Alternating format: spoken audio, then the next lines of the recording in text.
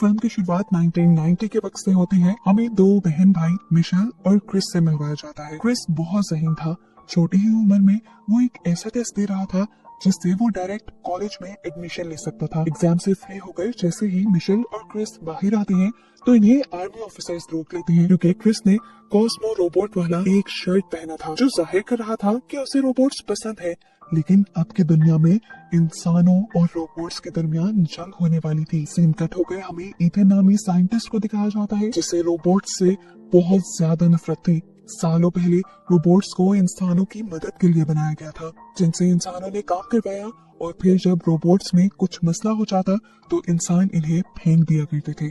सालों अपने साथ इंसानों का बुरा रवैया सहते हुए रोबोट्स थक गए और अपना हक और अपनी इज्जत मांगने के लिए इन रोबोट्स ने अपनी एक अलायंस बना ली जिसका हेड था पीनट। इंसानों को रोबोट्स की हरकत पसंद नहीं आई और ऐसे रोबोट्स की अलायंस और इंसानों के दरमियान जंग का खदशा हो गया। आखिर इंसानों ने भी अपना बुरा बर्ताव छोड़ा नहीं और जंग शुरू हो गई। इंसानों पर रोबोट्स को यूज करने और अपने घर पर रखने की पाबंदी लगा दी गई और हर तरफ दुनिया में जंग का माहौल हो गया। जंग के दौरान एक मिलिट्री ऑफिसर इवेंट्स जाकर अपने हेड को रिपोर्ट करता है कि रोबोट्स इंसानों पर भारी पड़ रहे हैं क्योंकि वो थकते नहीं। इंसान बस ये जंग हारने ही वाले थे कि साइंटिस्ट ईथन ने एक नई टेक्नोलॉजी निकाल दी इंसानों की मदद के लिए। उसने न्यूरोकॉस्टर रोबोट्स बनाए जिसे इंसान कंट्रोल कर सकते थे, वो भी अपने ब्रेन की हेल्प से। टेक्नोलॉजी को नाम दिया गया न्यूरोटेक का। इंसान इसमें अपने सर पर न्यूरो हेलमेट पहनकर उसकी मदद से न्यूरोकास्टर रोबोट को कंट्रोल करके जंग लड़ने लगे।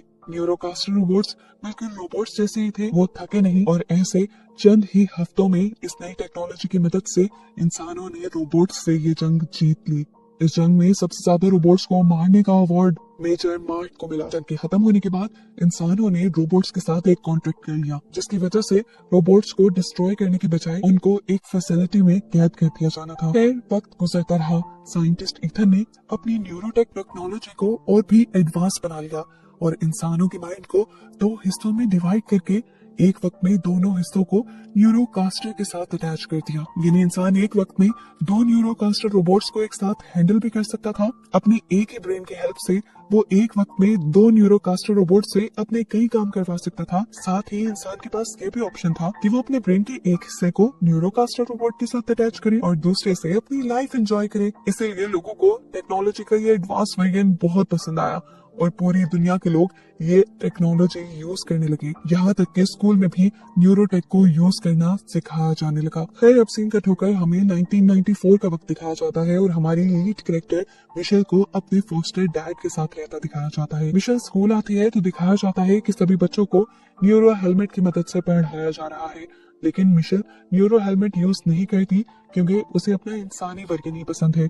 रूल्स को फॉलो ना करने की वजह से मिशेल को प्रिंसिपल ऑफिस में बुला लिया जाता है। प्रिंसिपल मिशेल से कहती है, अगर तुम स्कूल के रूल्स को फॉलो नहीं करोगी तो मुझे तुम्हारी मॉम को कंप्लेंट करनी पड़ेगी। तब मिशेल ने बताया कि मेरी पूरी फैमिली एक एक्सीडेंट में मारी गई है। ये सुनकर प्रिंसिपल को बहुत दुख हुआ और प्रिंसिपल ने उसे एडवाइस की कि वो न्यूरो हेलमेट की हेल्प से न्यूरोथेरेपी ले ले, इससे उसे अच्छा लगेगा। लेकिन उसे टेक्नोलॉजी और आर्टिफिशियल चीजें पसंद ही नहीं। अब फ्लैशबैक में मिशेल को वो दिन याद आ रहा था जब उनका एक्सीडेंट हुआ था। उनकी कार के सामने हिरन आ गई थी जिसको बचाने की वजह से उनकी कार क्रैश हो गई। इस एक्सीडेंट में मिशेल की भी हालत बहुत क्रिटिकल थी।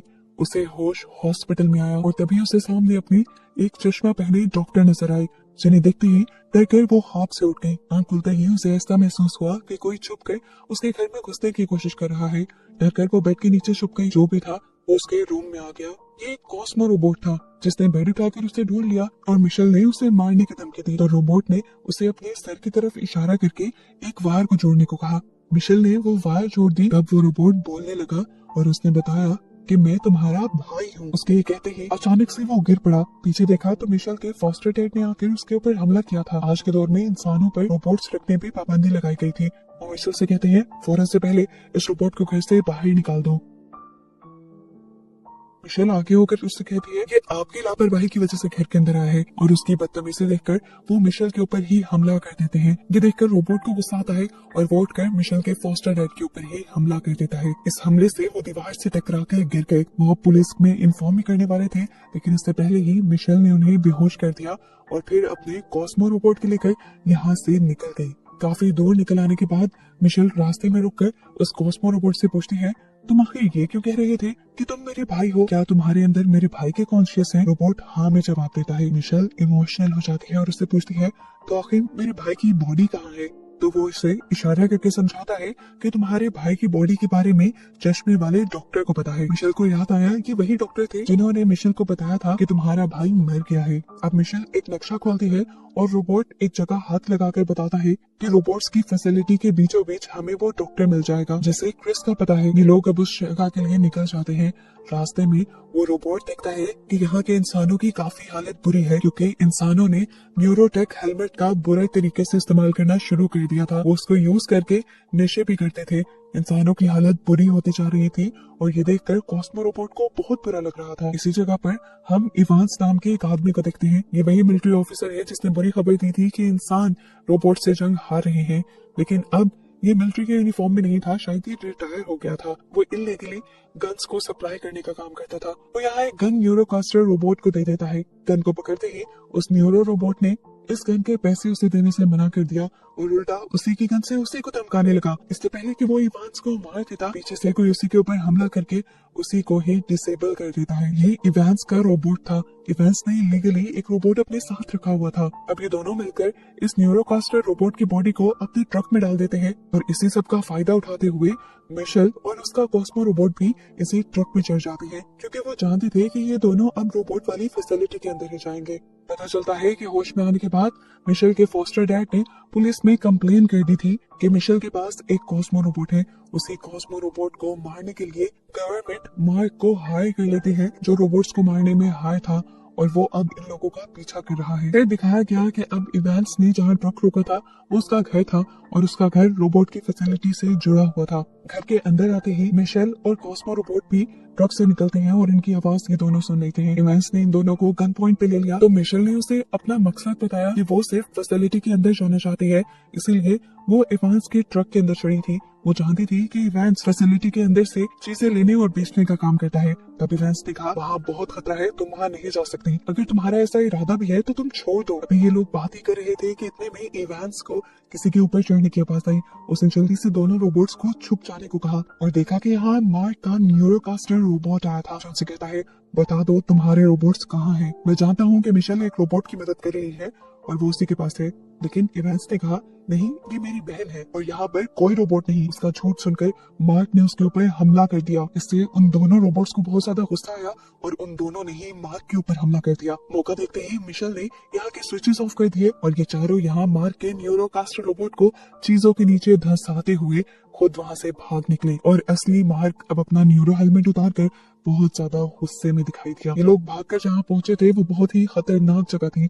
इवांस भड़का हुआ था क्योंकि यहाँ से बाहर जाने का कोई और रास्ता भी नहीं था। वो मिशेल के ऊपर बहुत ज्यादा गुस्सा करता है और इसी दौरान यहाँ पर स्कैवेंजर्स रोबोट भी आ जाते हैं जो दूसरे खराब हुए रोबोट्स को मारकर अपने अंदर उनके सही पार्ट्स लगाकर अपनी लाइफ बढ़ाते हैं। इधर उधर देखने पर इवांस के रोबोट टिम को एक बहुत बड़ा रोबोट और एक वैन मिल गई। जिस बड़ी से रोबोट को इवांस के रोबोट ने कंट्रोल करना शुरू कर दिया, वो यहाँ से निकलने ही वाले थे कि मिशेल ने उनसे मदद मांगी और कहा कि मैं एक डॉक्टर को जानती हूँ जो यही रहते हैं, वो यहाँ से बाहर निकलने का रास्ता जरूर जानते होंगे। अगर तुम हमारी मदद करो तो तुम भी यहाँ से बाहर निकल पाओगे। इवांस उनकी मदद करने के लिए मान जाता है और ये लोग एक वैन में बैठ जाते हैं जिस वैन को वो बड़ा सा रोबोट उठाकर अब चल रहा था। मिशेल ने इवांस से सवाल किया, तुम्हें ये रोबोट कहाँ से मिला? तो इवांस ने बताया कि ये रोबोट मुझे जंग के दौरान मिला था। मैं रोबोट के खिलाफ जंग लड़ रहा था और उस जंग में मेरी दोनों टांगे जख्मी हो गई और तब इसी रोबोट ने मुझे बचा लिया और आज मैं इसी की वजह से जिंदा हूँ और सही सलामत चल सकता हूँ। इसका मेरे ऊपर बहुत बड़ा एहसान है, इसीलिए मैं हमेशा इसे साथ रखता हूँ। जंग के खत्म होने के बाद से जब से हमारे ऊपर बैन लगा है, हम रोबोट्स को नहीं रख सकते, इसीलिए मैं भी उसके साथ छुप कर रहता हूँ। सीन कट होकर हमें साइंटिस्ट ईथन को दिखाया जाता है जो जब अपनी मॉम के पास था तो उसने देखा कि उसकी मॉम की मेमोरी लॉस हो रही है। उसने जब इसकी वजह तलाश की तो उसे पता चला कि ये उसकी न्यूरो टेक्नोलॉजी की वजह से हो रहा है। वो भड़क कर अपने लैब में आता है और आकर डॉक्टर से पूछता है कि हमारी सर्विसेज खराब कैसे हुई, जिस पर डॉक्टर ने बताया कि क्रिस भाग गया है जिसकी मदद से हम ये न्यूरो टेक्नोलॉजी चला रहे थे। साइंटिस्ट को गुस्सा आया और उसने पूछा, क्रिस कैसे भाग सकता है, उसकी बॉडी तो हमारे पास है। तब डॉक्टर ने बताया कि क्रिस ने अपना कुछ कॉन्शियस एक रोबोट में डालकर उसे भगा दिया है, इसी वजह से हमारे न्यूरोटेक में मसला हो रहा है। इथन गुस्से में था, उसने अपने डॉक्टर से कहा कि फौरन से पहले उस रोबोट को ढूंढो, किसी भी तरह नहीं तो मेरी कंपनी तबाह हो जाएगी। ईथन ने अब खुद नैनोटेक की दुनिया में जाकर मार्क से कांटेक्ट किया और उसने कहा कि तुम मेरी हेल्प करो, मेरा एक रोबोट भाग गया है जिसकी वजह से मेरा सारा न्यूरोटेक सिस्टम चलता था, तुम उसे पकड़ लाओ, मैं तुम्हें मुंह मांगा इनाम दूंगा। मार्क ने बताया, मैं पहले से ही उस रोबोट और उसके साथ वाली लड़की मिशेल को ढूंढ रहा हूँ। तब ईथन ने कहा, चलो ठीक है, तुम उस लड़की को पकड़ कर जेल में डाल देना और रोबोट को मुझे दे देना। अब क्योंकि मार्क का पुराना न्यूरोकास्टर सूट तो मिशेल और उसके साथियों ने तबाह कर दिया था, इसीलिए ईथन ने मार्क को फ्री में न्यू टेक्नोलॉजी वाला न्यूरोकास्टर सूट दिया। सीन कट होकर अब हमें मिशेल और इन सबको दिखाया जाता है जो एक अजीब सी जगह पर खड़े हुए थे। अचानक किसी ने उनके ऊपर फ्रिज फेंककर हमला कर दिया और टीम का ये बड़ा सा रोबोट जख्मी हो गया। कुछ ही देर में आकर उन्हें बहुत सारे रोबोट्स ने बंदी बना लिया और उन्हें ले गए डॉक्टर पीनट के पास जो इन सबके लीडर थे। मिशेल उनको देखकर हैरान थी कि वो आज तक जिंदा है। हेड पूछते हैं, तुम्हारा यहाँ आने का मकसद क्या है? हमें मारने के लिए अक्सर इंसान यहाँ आते रहते हैं। तब मिशेल ने बताया, मैं आपको मारने या किसी को भी नुकसान पहुँचाने नहीं आई हूँ, मैं सिर्फ एक डॉक्टर को ढूंढने के लिए आई हूँ जो इसी फैसिलिटी के अंदर रहते हैं। डॉक्टर पिनट ने बताया, हाँ, यहाँ से कहीं दूर एक सेफ हाउस है, शायद वहाँ पे वो रहते हो। डॉक्टर पिनट मिशेल से पूछते हैं, आखिर तुम उस डॉक्टर को ढूंढना क्यों चाहती हो? वो बता देती है कि मैं असल में अपने भाई को ढूंढना चाह रही हूँ जिसका कॉन्शियस इस कॉस्मो रोबोट के अंदर है और मुझे खबर मिली है कि मेरे भाई की बॉडी ईथन कंपनी के पास है। डॉक्टर पिनट भी परेशान हो गई कि आखिर वो एक बच्चे को रखकर अपनी फैसिलिटी में क्या करेंगे। इसका जवाब मिशेल के पास भी नहीं था। दिखाया जाता है कि मिशेल और इवांस अब आगे जाने के लिए तैयार थे। तब डॉक्टर पिनट इनके पास अपने कुछ फौजी रोबोट्स को भी भेजते हैं इनकी मदद के लिए। ये लोग एक पिनट की तरह बनी हुई गाड़ी में बैठकर निकल गए और इतने में ही हमने देखा कि मार्क इस फैसिलिटी के अंदर आ चुका था और उसने इन लोगों को जाता देख लिया। ये लोग जब अपनी मंजिल पे पहुंचे तो वहां जाकर बहुत सारे एवेंजर्स ने उनको घेर लिया। इससे पहले कि वो उनको नुकसान पहुंचाते, वहां एक गाना बजता है और एक सीक्रेट डोर खुल जाता है जिसके अंदर से स्लिप होते हुए ये लोग डॉक्टर कियोन तक पहुंच जाते हैं जिनकी तलाश में मिशेल यहाँ आई थी। इससे पहले कि डॉक्टर कियोन उनसे कोई सवाल करते, मिशेल ही उनसे सवाल करती है, आखिर मेरा भाई कहाँ है? आपने कहा था वो मर गया है, आखिर मेरा भाई जिंदा कैसे है? आपने मुझसे झूठ क्यों बोला था? क्यों कहा था आपने कि वो मर गया है? डॉक्टर कियोन ने बताया कि तुम्हारा भाई ईथन की लैब में है।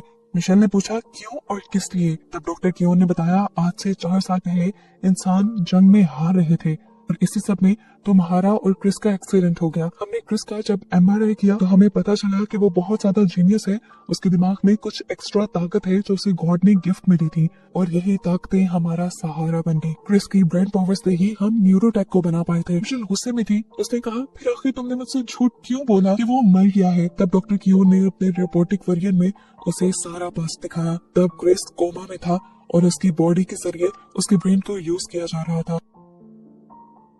डॉक्टर कियोन बताते हैं कि अगर उस दिन हम आर्टिफिशियली उसको जिंदा ना रखते और न्यूरोटेक को ना बनाते तो क्रिस भी मारा जाता। तब मिशेल ने उसे कहा, तो तुम मरने देते, इतने गलत तरीके से उसका इस्तेमाल तो ना करते। तब डॉक्टर कियोन ने बताया, वो पूरी तरह नहीं मरा था, वो अंदर से जिंदा था। एक दिन उसने मेरा हाथ भी पकड़ने की कोशिश की और जिस दिन मुझे ये एहसास हुआ कि वो अंदर से जिंदा है तो मैंने न्यूरोटेक प्रोग्राम को बंद करने की कोशिश की, लेकिन ईथन नहीं माना और उसने मुझे अपनी कंपनी से ही निकाल दिया। तब डॉक्टर कियोन बताते हैं, मैंने ही इस रोबोट के अंदर इसके दिमाग का एक कनेक्शन लगा दिया था जिसकी वजह से आज तुम मेरे सामने खड़े हो। मिशेल को ये सब सुन के भी उस पर तरस नहीं आया। उसने पूछा, आखिर वजह है क्या थी ये करने की? तब उसने कहा, मैं चाहता था कि क्रिस इस रोबोट के अंदर अपनी कॉन्शियस बनाए और रोबोट्स के साथ आकर अपनी एक जिंदगी बना ले, एक फैमिली बना ले। ये सुनकर मिशेल रोने लगी और कहने लगी कि मेरा भाई मेरा था, उसकी फैमिली मैं थी, उसको रोबोट्स की क्या जरूरत थी। इवांस को भी ये सारी कहानी सुनकर डॉक्टर कियोन पे बहुत गुस्सा आ रहा था। इवांस उसे मारने लगा और इसी दौरान दिखाया गया कि मार्क भी इस फैसिलिटी तक पहुंच गया, जिसे CCTV में देखते ही पीनट डर जाता है। मार्क धमाका करवा के इस फैसिलिटी के अंदर आता है तो अंधेरे का फायदा उठाकर ये सब लोग उसके ऊपर हमला करना शुरू कर देते हैं, लेकिन उसका न्यूरोकास्टर रोबोट बहुत ज्यादा मजबूत था, इनके किसी हमले का उसके ऊपर असर नहीं होता। मार्क अपने साथ पूरी फौज लेके आया हुआ था जो इन रोबोट्स के साथ लड़ने लग गए। ये न्यूरोकास्टर रोबोट पुराने रोबोट्स को धड़ाधड़ मार रहे थे। ऐसे सिचुएशन में डॉक्टर ने मिशेल से कहा, तुम रोबोट को लेकर यहाँ से चली जाओ, लेकिन इससे पहले कि मिशेल भाग पाती, मार्क की उस पर नजर पड़ जाती है और मार्क पीछे से उसके रोबोट का हाथ पकड़कर यहाँ से उड़ जाता है। उन्होंने मिशेल को कुछ नहीं कहा, लेकिन उससे पहले ही यहाँ काफी तबाही मचा दी थी, यहाँ तक कि पिनट भी बुरी तरह जख्मी हो गया था। ये लोग जब वापस रोबोट्स की फैसिलिटी में आए तो देखा कि न्यूरोकास्टर रोबोट्स ने यहाँ सभी रोबोट्स को मार डाला है और अगर कुछ रोबोट्स बचे भी हैं तो वो काफी बुरी हालत में हैं। यहाँ दिखाया जाता है कि मार्क उस रोबोट को लेकर ईथन के पास पहुंचता है, जिसे देखते ही उसकी सांस में सांस आती है और वो उस रोबोट से कहता है, "क्रिस, बहुत परेशान किया तुमने मुझे, अब ऐसा मत करना।" उसके डॉक्टर्स रोबोट को पकड़कर एक मशीन में लेटा देते हैं और उसके अंदर से सारे कॉन्शियस को दोबारा क्रिस की बॉडी में डाल दिया जाता है। मार्क यहाँ खड़ा होकर ये देखकर हैरान परेशान था कि ईथन कितने बुरे तरीके से एक बच्चे का इस्तेमाल कर रहा था। ईथन ने बताया कि इस बच्चे की वजह से ही मैं न्यूरो टेक्नोलॉजी बनाकर पूरी इंसानियत को बचा पाया हूँ। यहाँ हम देखते हैं कि मिशेल बहुत ज्यादा उदास थी। तभी फैंस उसके पास आया और उसने उसे हौसला दिया और कहा, "मैं तुम्हारे साथ हूँ, हम क्रिस को बचा लेंगे और ईथन की सच्चाई सबके सामने लेकर आएंगे।" अब सबसे पहला मिशन था इनका इस फैसिलिटी से बाहर निकलना, जिसके लिए वो बेनेट के एक रोबोट के पास आता है जिससे बाहर निकलने का रास्ता आता था। इस रोबोट को बहुत सारी इन्फॉर्मेशन थी। उसने मिशेल को बताया कि पूरा न्यूरोटेक तुम्हारे भाई के ब्रेन से चलता है और अगर तुम्हारा भाई अपने कॉन्शियस में आ गया यानी होश में आ गया तो सारा न्यूरोटेक बंद हो जाएगा। ये सुनकर मिशेल ने कहा, "ये तो अच्छी बात है ना, फिर हम इस तरह न्यूरोटेक को बंद करवा सकते हैं।" अब ये रोबोट जो मिशेल को सारी बातें बता रहा था वो उनके साथ उनके इस मिशन में जाने को तैयार था, लेकिन पीनट नहीं। पीनट कहता है, "हमें पहले भी जंग नहीं चाहिए थी, पहले भी इज्जत और अमन चाहिए था और अभी भी यही चाहिए।" तब मिशेल उससे कहती है, "हम वही तो लेने जा रहे हैं, उसी के लिए तो एक और मर्तबा कोशिश करके लड़ेंगे।" पीनट के बाकी रोबोट्स को मिशेल का पॉइंट समझ आ रहा था। उन्होंने मिलकर पीनट को भी मना लिया और ऐसे सभी इस मिशन का हिस्सा बन गए। ये लोग अब अपने मिशन के लिए तैयार होकर एक बहुत बड़ी गोल सी शिप में बैठकर उस शहर में पहुंच जाते हैं जहां पर ईथन की लैब थी। ये लोग एक बहुत बड़े से रोबोट को अपने साथ लेकर आए थे जिससे ये किसी खिलौने की तरह कार्स को उठाकर लैब के ऊपर हमला कर देते हैं। अंदर बैठे ईथन ने इस सब को देख लिया था। उसने मार्क को मिशन दिया कि वो अपनी आर्मी के साथ मिलकर इन सब को खत्म कर दे। इस बड़े से रोबोट को इवेंस कंट्रोल कर रहा था और इवेंस के सामने बहुत सारे एडवांस न्यूरोकास्टर रोबोट्स आ चुके थे जो उसके रोबोट को नुकसान पहुंचाने की कोशिश करते हैं और आखिर उसका रोबोट तबाह हो जाता है। इससे पहले कि इवेंस भी इस रोबोट के फटने में मारा जाता, वो इससे पहले ही रोबोट के अंदर से जंप कर देता है। यहाँ दिखाया गया कि पीनट भी एक बहुत बड़े रोबोट को कंट्रोल करते हुए यहाँ आया और बाकी सारे कॉस्मिक रोबोट भी यहाँ पर न्यूरोकास्टर रोबोट से लड़ने लग गए। जब सबका ध्यान बाहर चलने वाली जंग में था तभी मिशेल मौके का फायदा उठाकर लैब के अंदर चली आई। मिशेल ने अपने रोबोट के जरिए यहाँ पर मौजूद सभी साइंटिस्ट को डराकर यहाँ से भगा दिया, जिसके बाद उसने यहाँ मौजूद एक न्यूरो हेलमेट को पहन लिया जो उसके भाई से कनेक्टेड था। बाहर दिखाया गया कि मार्क अपना एक बहुत बड़ा न्यूरोकास्टर सूट पहन के आया जिसकी मदद से उसने यहाँ पर तबाही मचाना शुरू कर दी, धमाके करना शुरू कर दिए। यहाँ पर मार्क सबको मारते मारते पिनट के भी सामने आ गया। जिस टाइम पिनट एक कास्टर रोबोट को मारकर फ्री हुआ था, मार्क ने उसके ऊपर गन तान दी और उससे पूछा, "अब क्यों ये जंग लड़ रहे हो?" तो पिनट ने कहा कि आजादी से बड़ा कुछ नहीं होता। उसने पूछा, "मौत भी नहीं?" तब पिनट ने कहा कि अगर मेरी मौत से मेरे बाकी साथियों को आजादी मिल जाती है तो मुझे ये मौत अच्छी है। उसकी बात सुनकर मार्क इम्प्रेस हो जाता है और उससे कहता है, "तुम्हारे अंदर एक इंसान से भी ज्यादा इंसानियत है। मैं आज एक इंसान से मिला जिसके अंदर रोबोट से भी कम हसास है।" वो ईथन की बात कर रहा था जिसने एक बच्चे का इस्तेमाल बेदर्दी से किया हुआ था सिर्फ अपने प्रोडक्ट को कामयाब बनाने के लिए। इस टाइम मार्क ने फैसला कर लिया कि अब वो और ईथन का साथ नहीं देगा बल्कि वो हक का साथ देगा। सीन कट होकर अब हमें मिशेल को दिखाया गया जो उस न्यूरोकास्टर हेलमेट की मदद से अपने भाई से मिलने लगी। इस दुनिया के अंदर वो दोनों अपने घर में थी। यहाँ पर मिशेल क्रिस से कहती है, "उठो चलो, हमें यहाँ से चलना है।" जिस पर क्रिस ने कहा, "नहीं, मैं यहाँ से नहीं जा सकता। मैंने इस दुनिया को अंदर से देखा है और मैं जानता हूँ कि मेरा इस्तेमाल करके ईथन ने इस दुनिया को बर्बाद कर दिया है और मेरा यहाँ से निकलना पॉसिबल भी नहीं है क्योंकि मैं मर चुका हूँ। इन लोगों ने मेरे दिमाग को आर्टिफिशियली जिंदा रखा हुआ है और मेरे दिमाग से ही ये न्यूरोटेक चल रही है।" मिशेल ने पूछा, "फिर आखिर तुम चाहते क्या हो?" तब क्रिस ने उसे समझाया, "देखो, अगर मेरा दिमाग और देर एक्टिव रहा तो ईथन मेरे दिमाग का इस्तेमाल करके दुनिया को पूरी तरह तबाह कर देगा। अच्छा यही है कि तुम मुझे मार दो, मेरे दिमाग को डीएक्टिव कर दो ताकि न्यूरोटेक भी बंद हो जाए और ये सारी तबाही भी।" मिशेल इस सब के लिए राजी नहीं थी। तब क्रिस ने उसे कहा, "याद है ना, तुम मुझे कहती थी कि मैं दुनिया बदल सकता हूँ, तो बस इस दुनिया को बदलने में तुम मेरी मदद करो।" ये कहते ही क्रिस और मिशेल गले लगे और सीन्स यहाँ असली दुनिया में शिफ्ट हो गए जहाँ मिशेल होश में आ गई थी। उसने आगे बढ़कर क्रिस की सारी मशीन्स को ऑफ कर दिया जिसकी वजह से क्रिस पूरी तरह से मारा गया और न्यूरोटेक तबाह हो गई। बाहर दिखाया गया कि इवेंस की आर्मी यानी रोबोट्स हार रहे थे। इवेंस ने देखा कि उसका रोबोट जो हमेशा से उसके साथ था वो भी बुरी तरह डैमेज हो चुका था। उसे देखते ही वो टूटने लगा। एकदम से जैसे ही न्यूरोटेक बंद हुई, यहाँ के सारे न्यूरोकास्टर रोबोट्स भी बंद होकर गिर गए और ऑटोमेटिकली इवेंस ये जंग जीत गया। इस टाइम उसकी खुशी का ठिकाना ही नहीं था। वो जोर से चिल्लाया। अगले ही पल उसे अपने रोबोट टिम की याद आई। उसने पीछे देखा तो अब टिम पूरी तरह खराब हो चुका था, वो मर चुका था, जिसे देखकर उसकी खुशी सारी गम में बदल गई। लेकिन तभी उसने देखा कि टिम के अंदर तो एक छोटा वर्जन भी था जिसने इस बड़े रोबोट को कैरी किया हुआ था, जिंदा रखा हुआ था। ये देखकर इवांस की जान में जान आई। अब अपने रोबोट को लेने के बाद इवांस मिशेल को ढूंढने के लिए अंदर गया, और जब यहाँ से बाहर आया तो उन लोगों को पता चल गया कि अब दुनिया में सारे न्यूरोटेक रोबोट काम करना बंद कर चुके हैं। न्यूज पे भी ये बात फैल गई और फिर मिशेल का इंटरव्यू हुआ। मिशेल ने न्यूज में सब सच बता दिया कि किस तरह ईथन एक बच्चे का इस्तेमाल करके इस न्यूरो टेक्नोलॉजी को चलाए हुए था। इसी वजह से ईथन को जेल हो गई।